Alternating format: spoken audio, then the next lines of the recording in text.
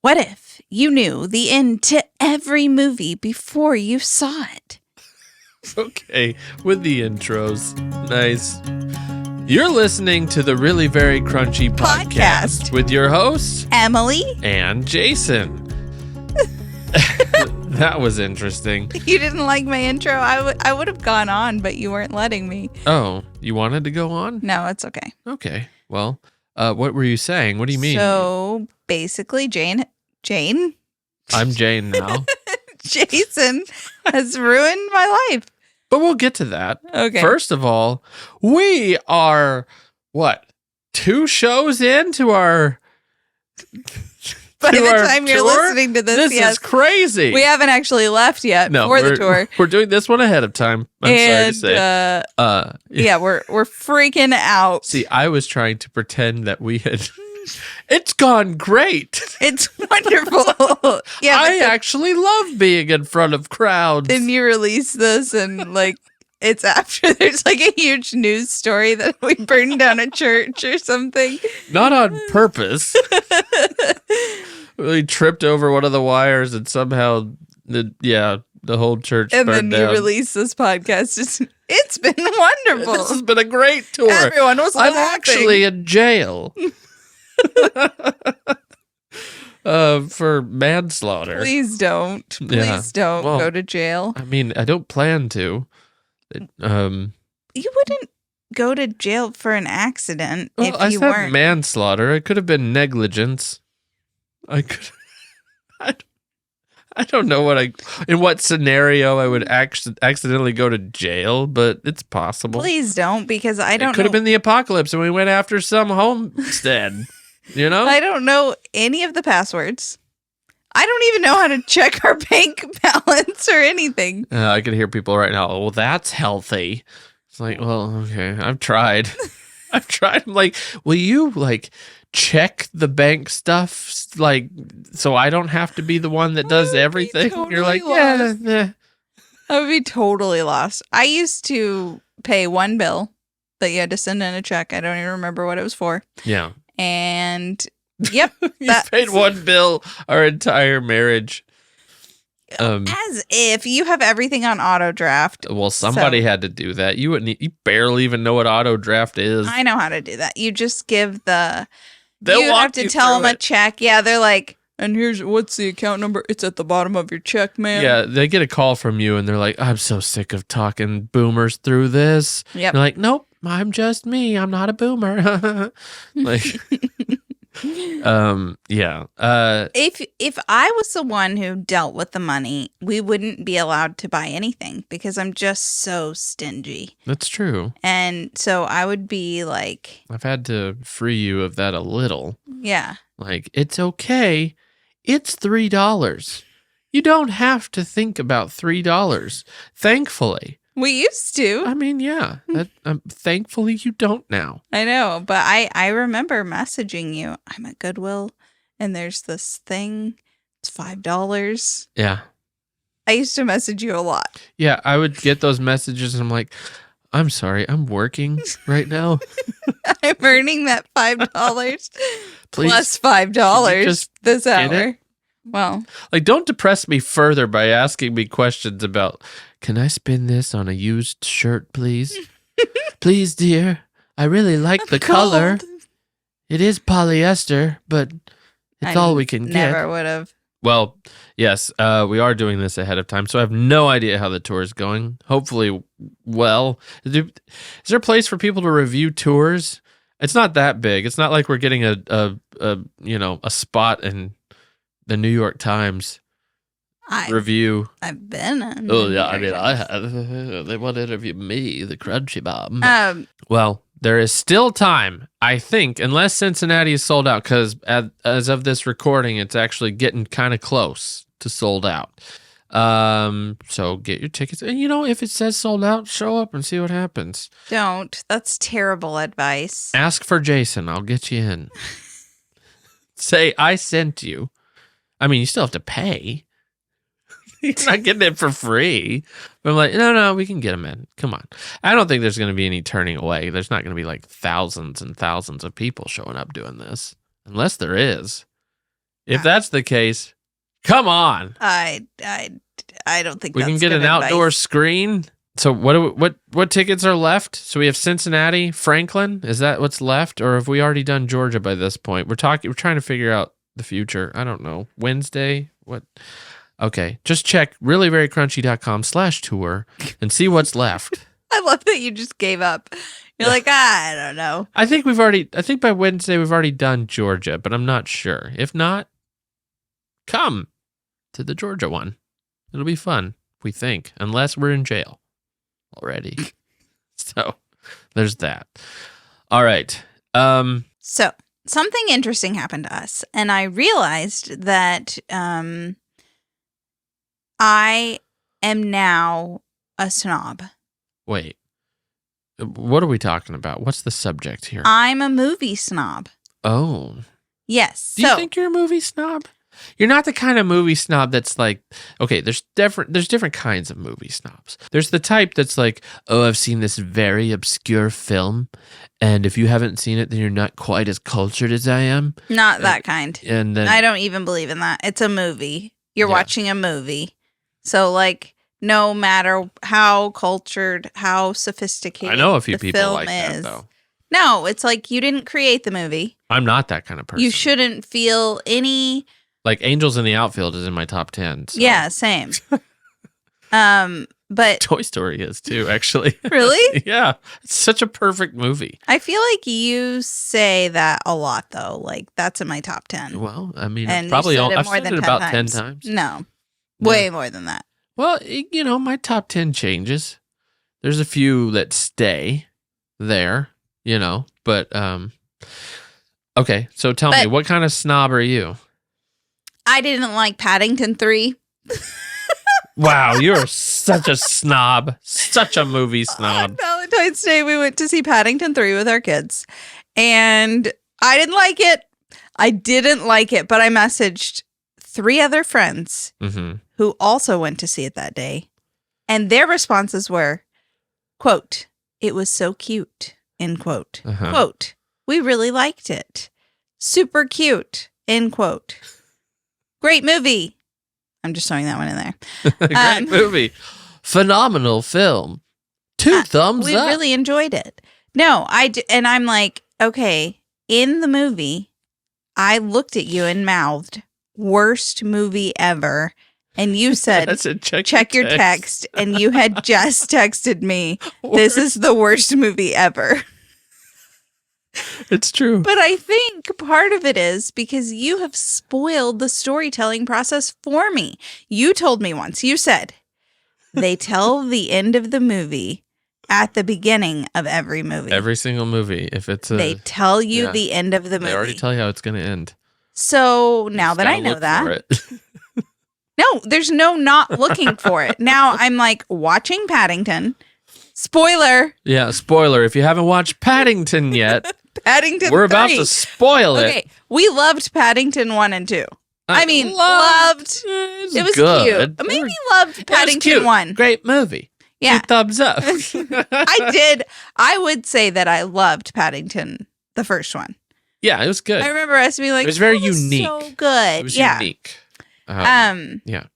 Very well done. Then the second one actually made me laugh. Yeah, the second one was genuinely funny. Him going to prison and stuff. You got to have a good, Ernest goes to jail, Medea goes to prison, Paddington goes to prison. It all fits in the same, category. Yeah. If I ever get big enough to make a movie, Crunchy Mom goes to jail. That's what I hope for. Yeah. I feel it's got to be like really the third funny. movie though.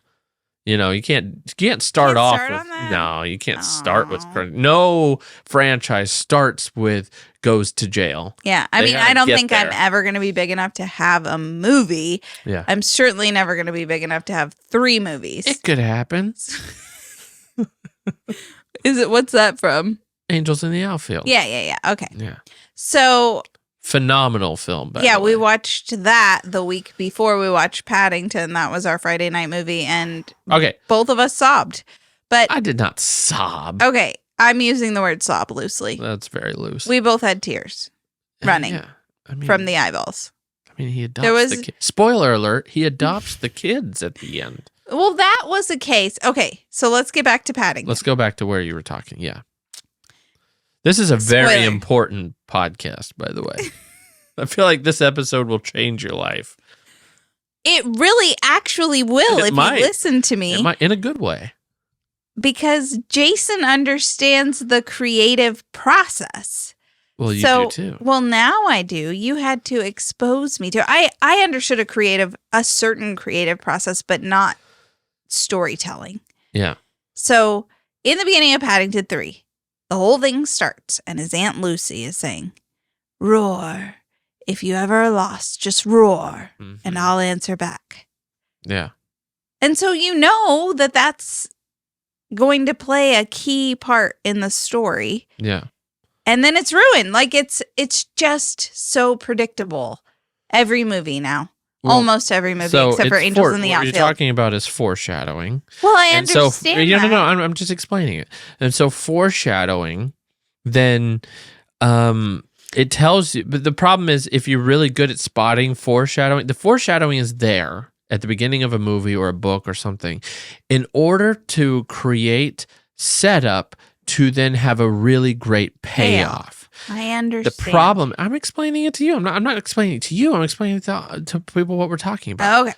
And so when you can spot foreshadowing in any story, you then, the payoff then starts to become less grand, shall we say. Right. So foreshadowing is a great thing, but movies have made it too obvious. Yeah. Books, it's easier to kind of tuck it in there. Yeah. Foreshadowing, like everybody knows that foreshadowing happens, but what makes it good is when you don't know that that's what you're being fed. Because it's supposed to, like foreshadowing. It's a natural part of the story. You forget about the thing that was said and then you remember it. Yes. At the end when it comes back. But yes. They've made it, especially in movies like Paddington, where Paddington 3. Where you, oh, that's how this movie's going to end. Okay. But and it just didn't even make sense. It just, to me, it was bad pacing. It was, it was way too long. It was long. The acting was weird. It was overacted. It's fine. It's a kid's movie. What do you want? Kids liked it. I don't think they did. Well, they pretended to like it. Yeah, they were like, "Thanks so much for taking us to the movies. I wish we could have gotten popcorn." The foreshadowing was a little much, Dada. I'm pretty sure Alder was like, "This is old." Yeah. Getting old. But I wonder if, a lot of times they watch older movies, even movies like Bedknobs and Broomsticks. I've never seen that one. Yes, you have. Which one is that? Where they ride on the bed, and it's kind of weird. No, I've not seen that. I watched it with them. Was that with the Murder, She Wrote lady? Yeah. Yeah, I mean, I didn't really watch it. I watched you guys watch it for like 5 minutes. I'm like, this movie's awful. And I left. But they even like those kinds of movies. Yeah, I'm glad they liked it. So... I just wonder if it was like 3 hours long. I just wonder if today's movies are kind of dumbed down or something and they don't even enjoy it then. I mean, not all of them. Yeah, not all of them. Kids' movies certainly are. I mean, here's the thing with modern kids' movies. I can't stand these, they all have to have some kind of dance number to some, I don't know, modern... I don't know. It's like the pop culture stuff. I can't stand pop culture references in movies. It dates movie. The worst offenders are these new kids movies. I don't even know. I don't know. Never mind. I don't even know what I'm saying. You don't like musicals. I like musicals. You do? You've never once enjoyed watching a musical with me. They're good. I like The Sound of Music. I like, that's about it. Yeah. Who couldn't like The Sound of Music? It's an excellent movie. I like Les Mis as a play. Yeah, I know you never saw the movie. Play, but you're not into musical movies. Mostly because it's like, a play, you see so much more talent because it's live. And then you go to a movie. Well, okay, you can pre-record and, auto-tune whatever you want. It's not that great to me. I mean, that's why Les Mis got such big buzz around it, because apparently they recorded a lot of their music on set or whatever. But, that's more that I like the idea of that. And then the recording, I don't think they had auto-tune when they made The Sound of Music. So you're listening to their actual voices, even if it was pre-recorded. But still, the movie is way less impressive to me than a live play. So I'm just not that impressed. So you're a snob. A snob? I would say most snobs like musicals. I'm not a movie snob. I sort of am. I don't like Marvel movies. I don't like these big blockbuster movies. But I don't think you would like my top 5, Emily. Let's hear it. What's your top 5? We'll start with your number 1. Do we have the same number 1? Probably The Sound of Music for me. Really? Well, I can't even really remember it, but I love her fashion. I like Julie Andrews. I like The Sound of Music because of her fashion? Mm-hmm. Was it The Nunnery? The Habit. The Habit? Is what it's called. No, and she doesn't wear that for much of the movie. She's precious. She has confidence. She is a treasure. And I like her. I Julie like Andrews. Looking at her. I like listening to her. I like her. Yeah. I feel the same way about Mr. Von Trapp. You like looking I at like him? looking at him. He's a dapper man. He tears that Nazi flag in half in the middle of the movie. And I'm like, go you. Fight off Hitler. That's wonderful. If Fight your kids into weird shorts and have them climb trees. If I could choose to look like anyone, it would be her. I wish I could pull off That's that funny. haircut. If I could choose to look like anyone, it would be him. We're a match. Who would you be I'd be Mr. Von Trapp, Christopher Plummer at age 30-something. Was he only 30-something? Surely. I mean, he had 7 kids, and one of them was like 17. 16 going on 17. So, I would imagine he was at least in his 30s.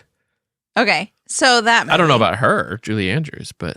I don't know. I always ask you what my favorite movies are because, I don't remember any movies. That's sad. So, yeah. You and I both enjoyed Apocalypto. Yeah. And that's kind of out there. Yeah? Yeah. It's a little... I wouldn't recommend that as a family No, it's not movie. a family endeavor. No. It's a little violent. Yeah. But really cool. There's so many great ones that I haven't seen yet.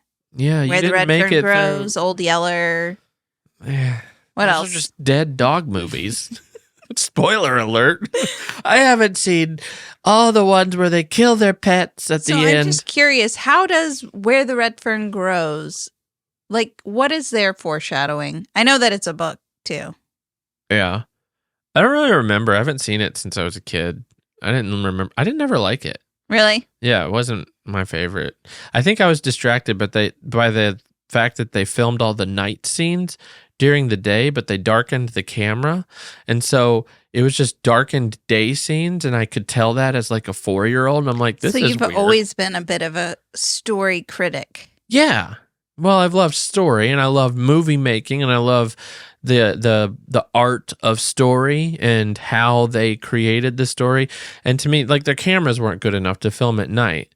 And so, I don't know. So they should have just not done it. I guess, or just changed it to day scenes. But it was obvious to me. It's like they just put a filter over the camera and tried to pretend like it's night, but they're all squinting in the moonlight. Oh, man, this is a bright moon. It's like, what are you even doing?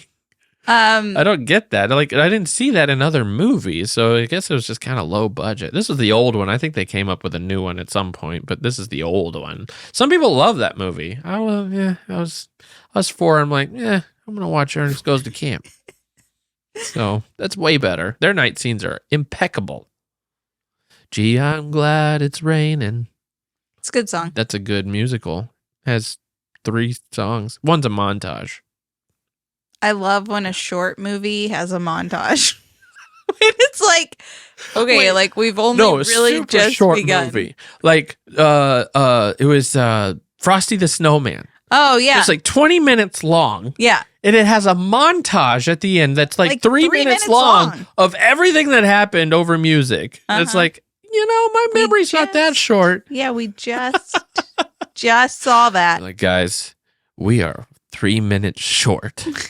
We got to come up with a montage. Great idea, Billy. Get it on there. Yeah. I agree with you. I don't like montages in general. Right. But, sometimes they're fun. It could work out. Yeah. Particularly in a death scene. Is that what Frosty the Snowman was, though? Yeah, he had died. He melted. So a little depressing. Is there one in the Charlie Brown Christmas one too? I don't know. Maybe not. I don't remember. Can I say? Oh, I would step on some toes here, though. This is a little out of season because we're talking about Christmas stuff, but I'm not a huge fan of the Charlie Brown stuff. And I don't know why. But I don't know why. Because they use really intense language. Yeah, they dropped the F-bomb. No, they're just so rude to each other. The way they talk to each other, and the kids are saying words I'd rather not have my children say, like stupid and shut up and stuff like that. Yeah, it's pretty intense. Yeah, like I remember football head, or I don't know what they call them. Blockhead. Yeah, they're very mean to each other. Yeah, you football head. I can't stand it when my kids say that. Like, hey Arnold. I don't know why. He was a football head. Yeah. Hey Arnold. She was mean. What was her name? I never saw it. I didn't have cable. Oh, that's why. See, I think I was deprived of. I had all the storytelling media. So you just studied it and you figured it out. There was really good storytelling in the 90s. Yeah, there really was. Yeah. Well, it felt like not everything was already done. Why are we already recreating movies from the 90s? I don't understand why. Does Lilo and Stitch need a live action? Oh, that's interesting. Yeah, we did see a preview for that. That's interesting. It's just a money-making scheme. It's nostalgia. Lion King. Yeah. You have a hyper-successful movie. But the thing is, it makes money. Yeah, that's I the know. problem. Yeah. So I think what happened was that before, in the 60s and 50s, there wasn't anything to be nostalgic about. What are you going to be nostalgic about? War? The World War? It's like, but they didn't have good, great movies to just go remake. Everything was new. And so we're just sort of out? We're just out of ideas? Well, you sort of hit this peak in the 90s. And so it's like, let's remake everything. Those kids will eat it up. That's interesting. And millennials, people in their 30s, early 40s, they eat it up because they lived through this golden era of films, Disney in particular. But some of your most original stuff happened in the 80s, 90s, and early 2000s. And they found out that they can make a ton of money off of nostalgia. And that's what they're doing. And they continue to do it, and they continue to make a lot of money. And they're afraid to make anything new because they don't know if it's a big risk. And there's so much you have to tiptoe around these days. Not as much as you did, 3 years ago. 3 years ago, 2 years ago. People are getting a little bold again. Make Hollywood bold again. I don't know. They're already a little too bold sometimes for my taste. So, yeah. Well, the thing is, all your good original stuff, they just go straight to Netflix. It's low budget, and then you're lucky if you even hear about a good movie that's original. Everything else is just like Lilo and Stitch, real, except for the Stitch guy who's still a cartoon. It's like, no, give me a Ninja Turtles costume type Stitch. That's what I want. If we're going real, let's get real. Well, that was the weird thing about The Lion King. The Lion King's just computer photorealistic cartoon. Yeah. Weird. I like the animation. That's the other thing too. It's like everything went to instead of just actual drawing animation, they went to computer animation, and you don't have any drawing animation. And you can tell. Well, yeah, I mean it's just a different style, but it's like that would be kind of cool if they sort of stuck with it as its own style, but they didn't. But that has nothing to do with the creative process or storytelling. We're getting Apocalypto 2 animated. That wouldn't be interesting. There will be Blood 3. Oh, yeah. Is that in your top 5? Gross. It's a horrible movie. It's depressing and dark. It's a phenomenal movie. Not 3. They didn't make a third one. You just want to like it because you're trying to be a snob. That's not a snob move. I really genuinely liked that movie. It's a Paul Thomas Anderson movie. Daniel Day-Lewis. I really like Daniel Day-Lewis. I don't know why I like that movie so much. It is depressing. If you could look like anyone, would it be Daniel Day-Lewis? Well, he can transform into anybody. That's what's so cool. He's like a chameleon, a human chameleon. He could be Abraham Lincoln or he could be, Nathaniel from The Last of the Mohicans, which is just, a generic white guy. But whatever. No, I wouldn't. I would look like me. I like me. Wow. What is that? That or The Rock. I would look like Dwayne Johnson. What can I say except you're welcome? That's him? Yeah. I didn't know that. There you go. That's him. All auto-tuned for sure. He's a wrestler. Wait, can they auto-tune me? Yeah. You think it would be strong enough? Is the auto-tune strong enough for Emily? The world may never know. I don't know. I don't know how to auto-tune it. You got to have some kind of program that they have access to that I don't. So we may never know unless we get you into a recording studio.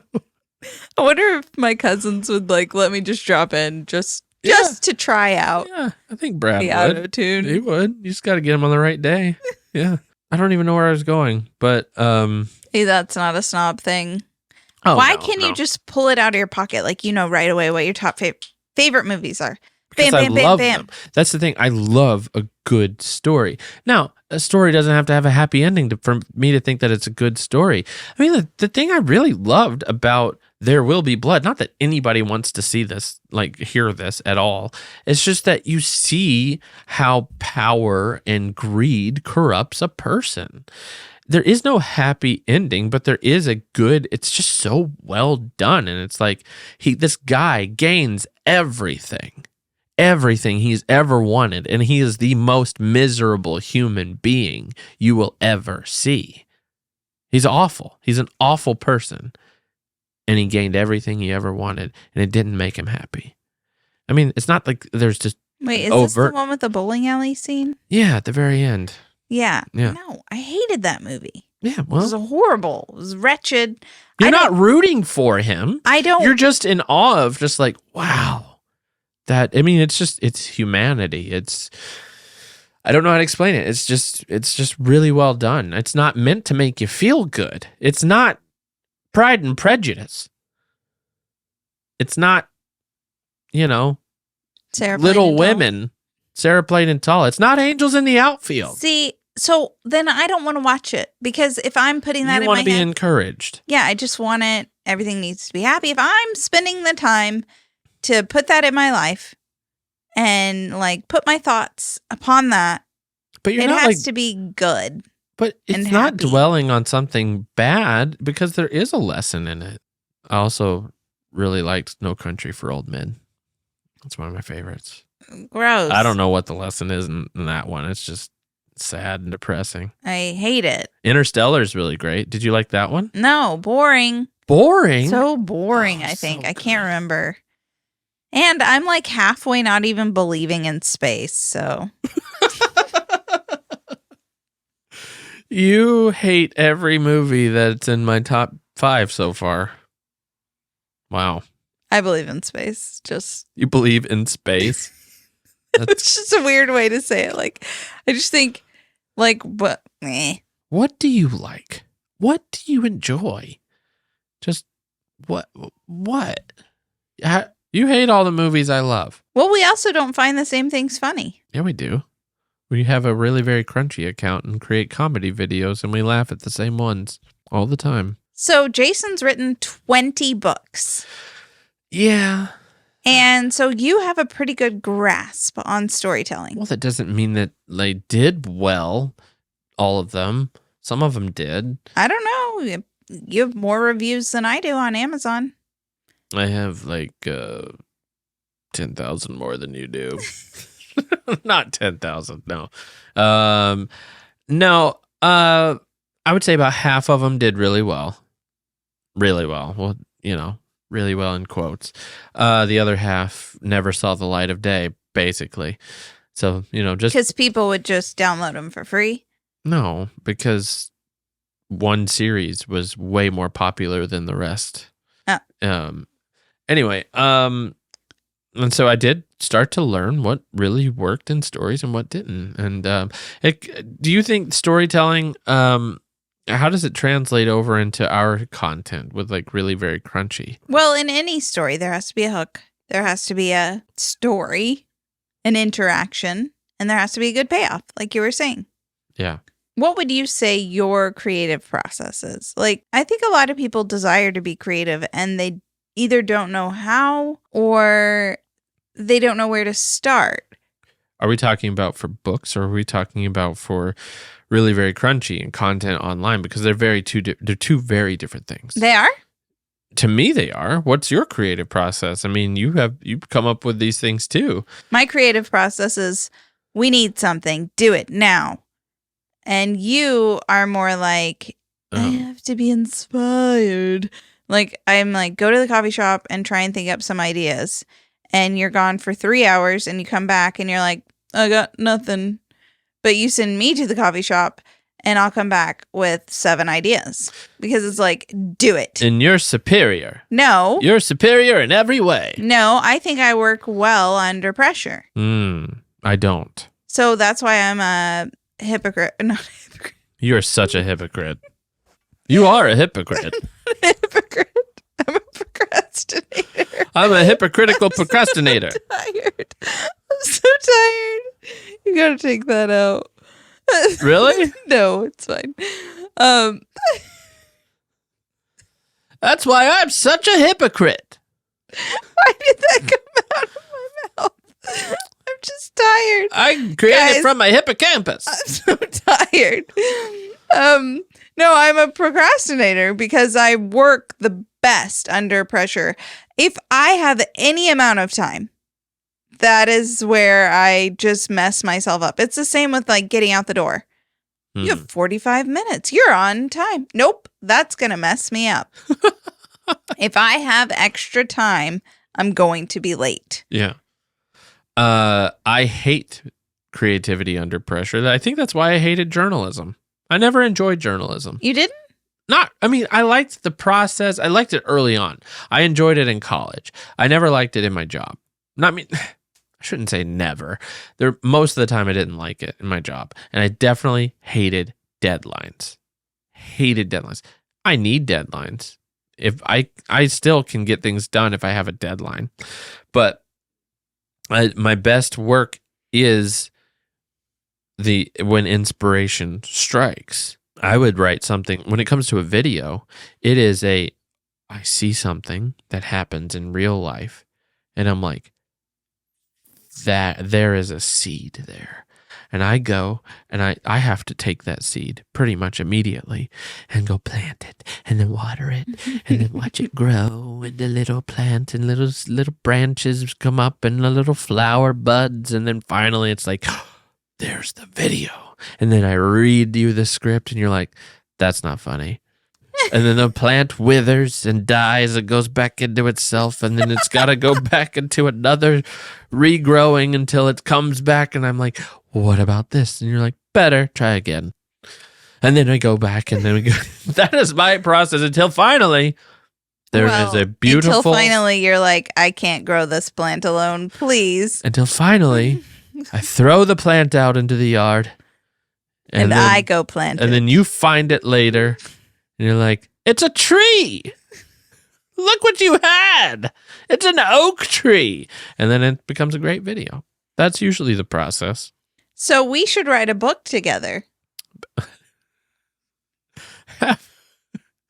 Have a creative overlord who trashes all your dreams until you come up with something good. It's not that I trash them. I'm joking. No, we actually work very well together. Yeah, we've said it before. We are one creative brain. We have one half brain of creativity that melds together to create something phenomenal. You're calling us phenomenal? I'm calling I'll just say it. There's a few of our videos out there that are just chef's kiss. I'm not saying all of them. Certainly not even a large percentage of them. There are some out there that I've put together after we created it, in the editing and stuff. When we put it out there and I'm like, that is as good as anything Hollywood has ever put out, and I'm proud of it. And you watch it, 3 weeks later, and like, that's garbage. We need to do better. My favorite video, the sound doesn't work anymore, and it makes me so sad. That's your favorite one? Yeah. I wonder why the sound isn't on. I don't know. On the Instagram. I think it's on in the other places. It's but like the Batman one where I'm going to... Oh, okay. There's two without sound now. Oh, what is it? What's the other one? The other one's where we recreated that scene from Captain Fantastic. Oh, I didn't like that Horrible movie, by the way. Yeah, hated that movie. Not in my top 1,000. It's not in my top. How many movies are there? Yeah. It's low. The worst. It tries to portray the crunchy life, and they just don't. It is like fail. It's like if I tried to write a movie about the crunchy life before I met you. And homeschooling. The whole deal. Right. Yeah. It's like, some 90s kid eating his Twinkies. Like, I'm going to write a movie about a crunchy guy and his homeschooling kids.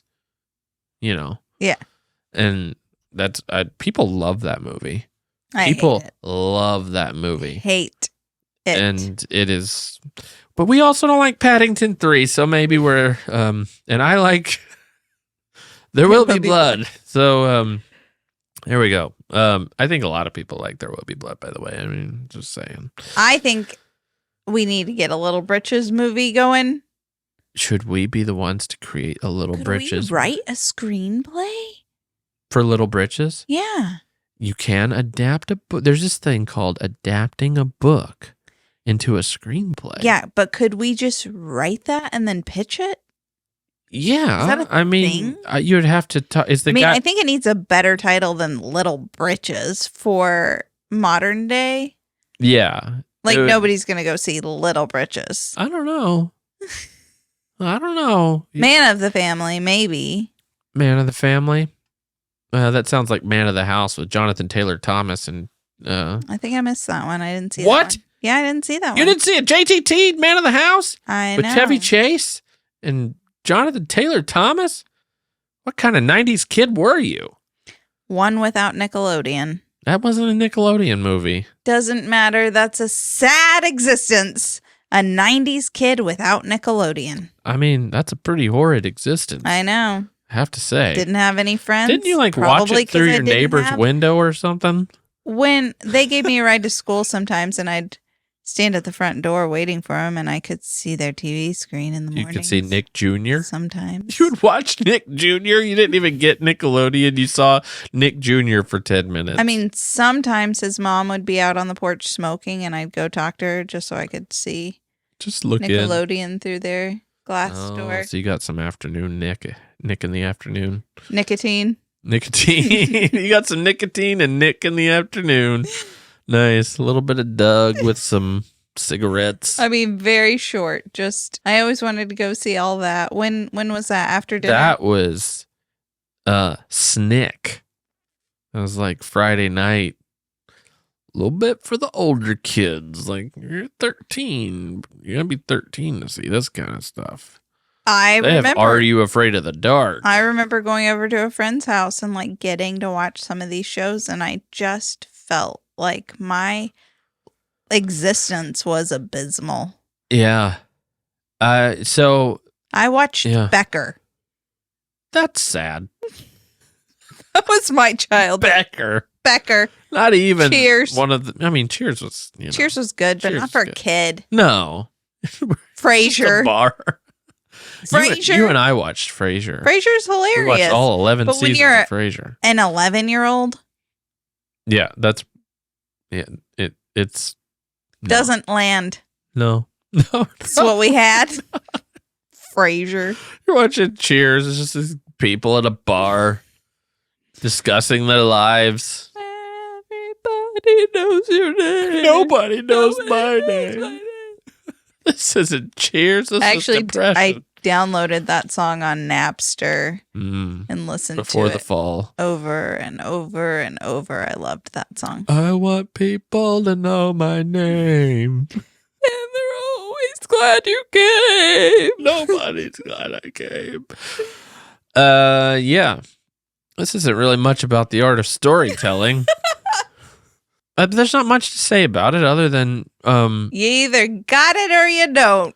I honestly think that there's so much nostalgia happening in Hollywood and stuff because people miss good original things. What they don't, and they're not getting it. And so they're going back to their childhood where there was good original things. So maybe there were great movies. Which is why we watched Angels in the Outfield. I know. It's a phenomenal movie. The only thing about that is, like we were talking about foreshadowing, I really expected his dad to take him back. But you don't want his dad to take him back. But you do, because families are better together. His dad is like the most obvious jerk. Well, what do you think? He has a redemption arc? I think I saw My Best Friend's Wedding before I saw... Totally different character. Well, before I saw Angels in the Outfield. So Okay. in my mind, He's he a was good really guy. desirable. I don't know. He wasn't even really a good guy in My Best Friend's Wedding. He was fine. I don't remember. I mean, I've seen it, but... That was my top movie throughout my childhood. See, I saw Angels in the Outfield first before I saw him in anything else. And anytime I see him in any other movie, I'm like, oh, he left his kid. He's a jerk. So, like that, what's his name? I used to know. Michael something? I have no idea. What level celebrity is he? D, C, B? What is he? These days or back then? Back then. It was probably A back then. No way. He was in some high-profile movies. Like you don't what? make it into My Best Friend's Wedding as the main love interest without being an A-list celebrity for a time. A month?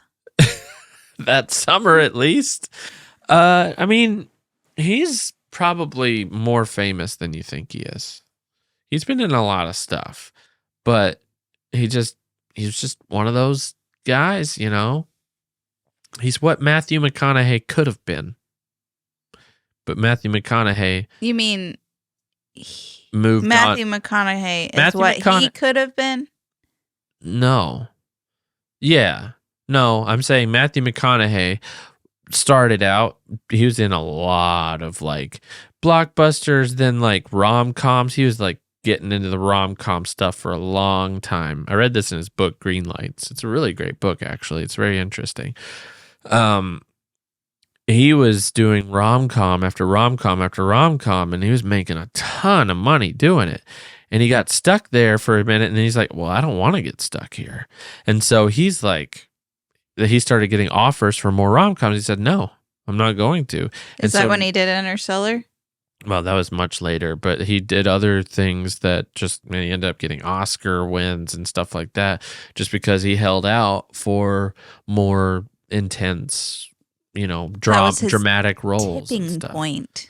Oh, he hit his tipping point way before that. I mean, rom-coms, you could say, was his tipping point because he made so much money from them. But yeah, I don't know. That guy didn't, I guess, want to go that route.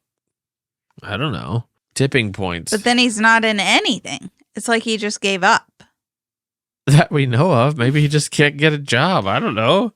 Maybe he's in stuff that we don't know about. It is so interesting to me when a celebrity does give up. They're just like, oh, some of them have just made so much money and they're sick of the... Well, that's a classic case. I think he hated Hollywood from what I mean, I've read an article, maybe. but we don't know the story. We don't know his story. But he made so much money. He doesn't have to do it if he doesn't like it. That's pretty nice. He got all his work out of the way when he was a kid. When he's like 12? Yeah. Yeah. Wish I could have done that. Yeah.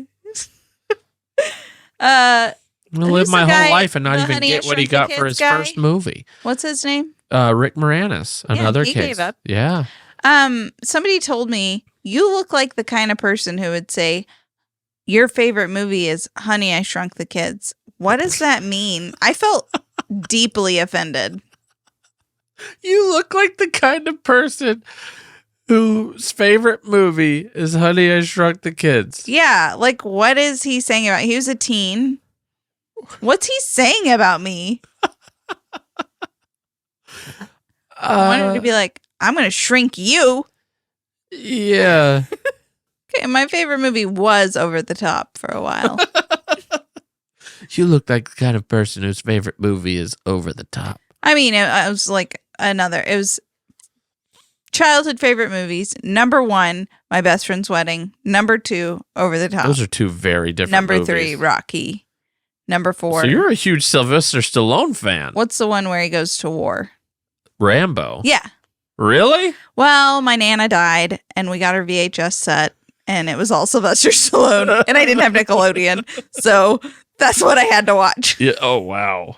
Yeah, when I was a kid, they would do these marathons on USA Network. And I don't even know what that is. I had 3 channels. It's a cable network, or it was. I don't know if it still is, but USA Network.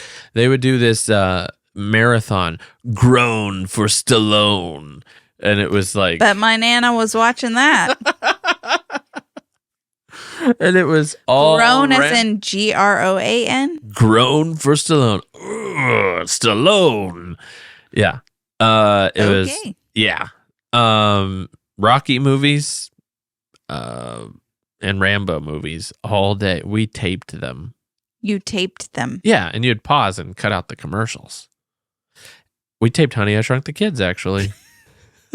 I think I've only seen that movie like 2 times. Oh, I've seen it hundreds of times. So you're the kind of person who has Honey. Wasn't my favorite. Wasn't my favorite. I just really liked it. My brother taped it and he recorded all of the food commercials. If there was a food commercial on, he would hit record again. You know, you'd stop it. Or he just wanted to see it in the future. He just thought it's funny. Yeah. I don't know if we still have those tapes somewhere. They would have been at my mom's, but...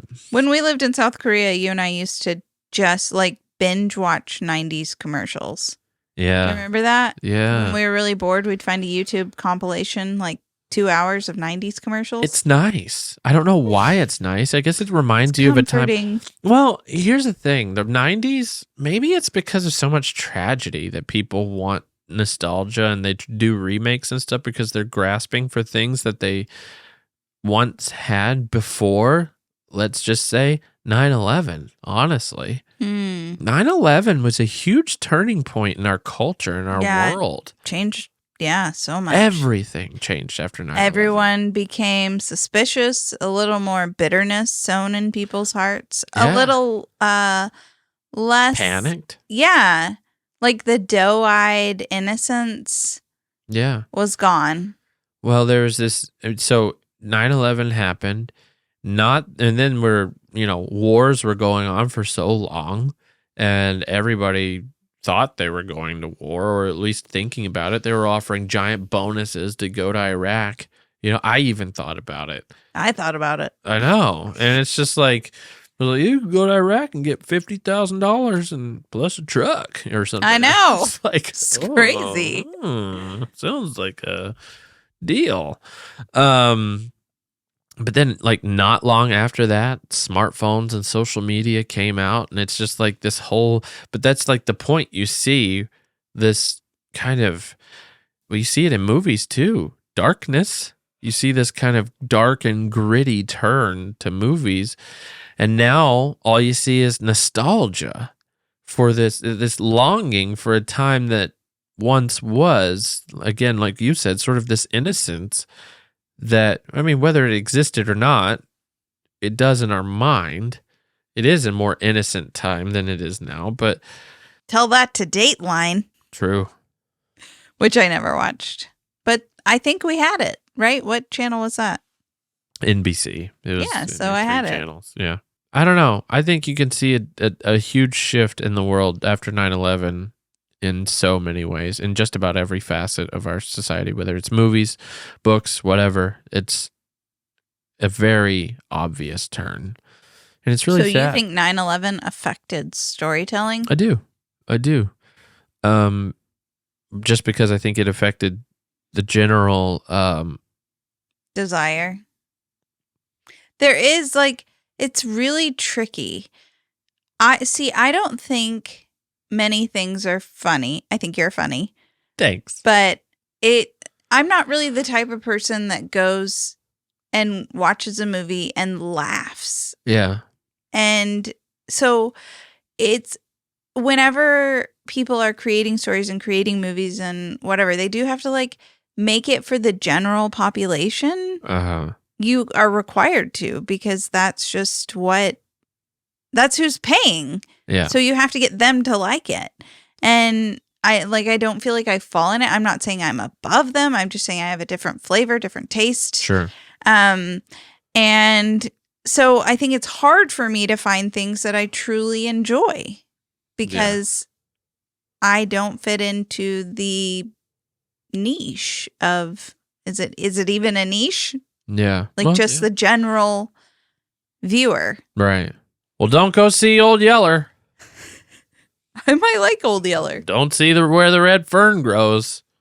If you don't like dark movies. If you don't like... I'm not saying I don't like dark movies, but I just am saying that I don't want a bunch of murder and stuff. I don't like that. Well, if they've been a long time podcast listener over our 45 episodes, they would know why. They know why. Yeah. Your friend was murdered. Well, my mom's friend. Your mom's friend. And therefore changed your view on any kind of movie that, almost all movies are about murder. So it's maybe that's why you don't like most of them. And that's why The Sound of Music is your number one favorite movie. 0 murders. They're coming for him, though. The Nazis killed plenty of people, but, yeah. Not on The Sound of Music. And also the clothing made out of curtains. That really does it for me. Beautiful. Wonderful. I really love looking at fashion and clothing. And that's why you Call the Midwife. Yeah, I like that. And the first 3 seasons. It's why I like the new Little Women. It's why... I wasn't a fan. I liked the 90s version. I like the 90s Call me version nostalgic. Too.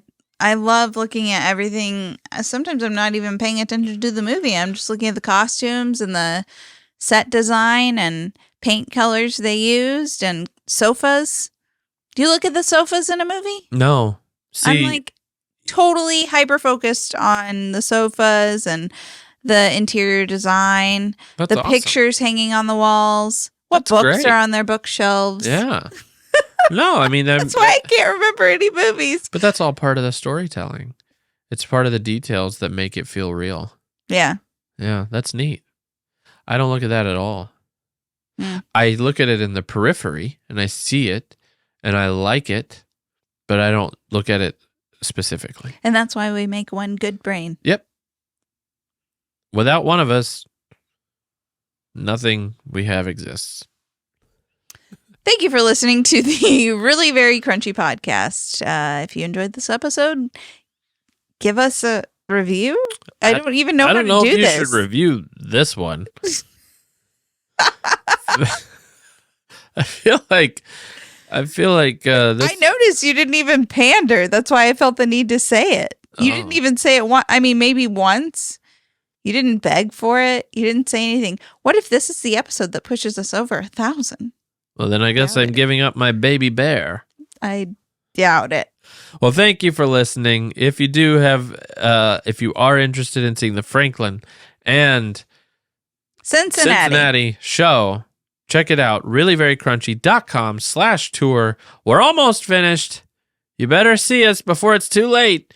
Travel 1,000 miles if you need to. We've got merch. We've got merch.